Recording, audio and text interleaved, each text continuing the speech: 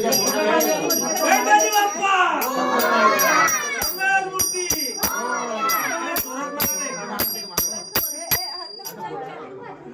सर्वांना केक भेटतो बोला ना गणपती बाप्पा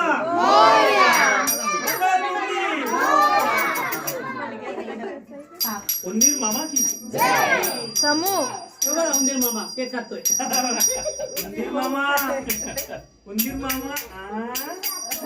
त्यांच्यासाठी स्पेशल केक बनवतो चला आता सगळ्यांना द्या.